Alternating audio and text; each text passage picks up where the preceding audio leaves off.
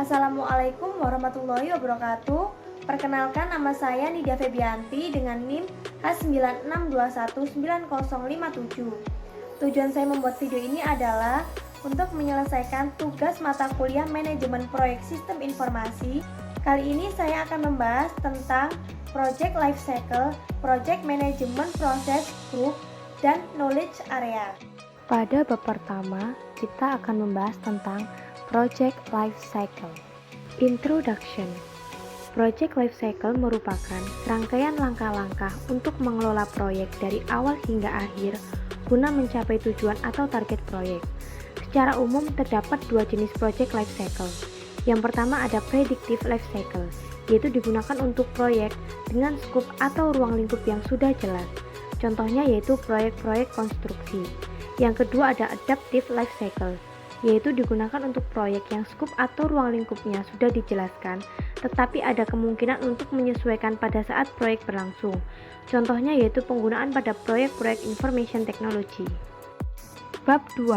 Project Management Process Group atau yang biasa disingkat dengan PMPG. PMPG yaitu pengelompokan secara logis dari proses manajemen proyek untuk mencapai tujuan proyek tertentu. Menurut PMBOK atau Project Management Body of Knowledge, PMPG dibagi menjadi 5 tahapan. Yang pertama, kita akan membahas Initiation Phase.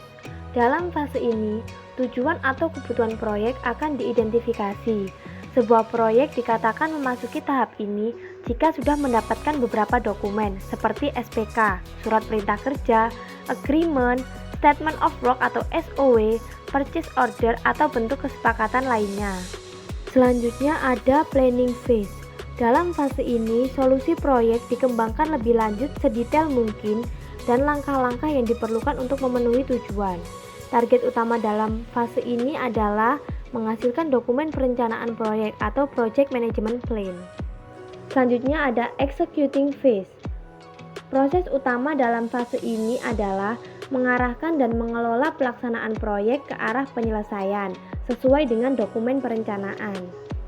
Selanjutnya yaitu Monitoring and Controlling Phase. Pada fase ini memungkinkan kita untuk melacak pekerjaan yang sedang dilakukan, meninjau, mengatur kemajuan dan kinerja proyek, mengidentifikasi area di mana perubahan rencana diperlukan, serta melaporkannya. Manfaat utama dari proses ini yaitu bahwa kinerja proyek diukur dan dianalisa secara berkala.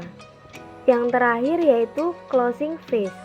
Fase ini merupakan tahap akhir dari sebuah proyek. Output yang dihasilkan dari tahap ini yaitu Final Product, Service dan Hasil, serta Final Report, yaitu berupa dokumen yang berisikan semua dokumen kontrol dalam tahap konstruksi, gambar final, manual operasi, dan juga berita acara serah terima. Pada tahap ini juga dilakukan update terhadap semua dokumen proyek. Bab terakhir yang akan saya bahas yaitu Knowledge Area. Knowledge Area adalah area yang telah diidentifikasi dari manajemen proyek yang ditentukan oleh persyaratan pengetahuannya dan dijelaskan dalam hal proses komponen, praktek, input, output, serta alat dan tekniknya. Di sini terdapat 10 Project Management Knowledge Area. Yang pertama yaitu Project Integration Management, yaitu berfokus pada koordinasi serta pengembangan rencana proyek, pelaksanaan dan pengendalian perubahan. Yang kedua, Project Scope Management, yaitu berisi persyaratan, fitur, fungsi atau standar spesifik yang digunakan untuk produk atau sistem yang akan dikirimkan, atau bisa termasuk kirimkan proyek seperti jadwal dan anggaran. Yang ketiga, Project Time Management. Di sini proses diperlukan untuk mengelola penyelesaian proyek agar tepat waktu sesuai rencana di awal.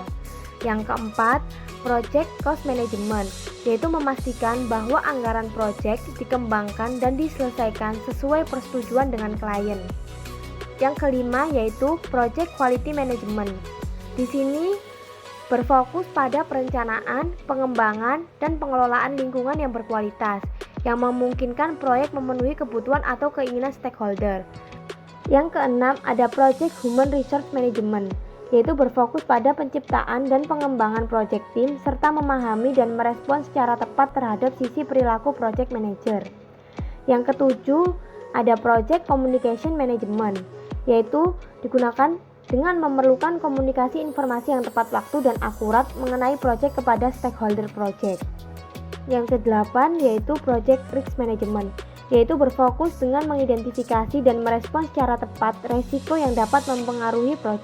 Yang kesembilan yaitu Project Procurement Management, proses yang diperlukan untuk membeli atau memperoleh produk, layanan, atau hasil yang dibutuhkan dari luar tim proyek.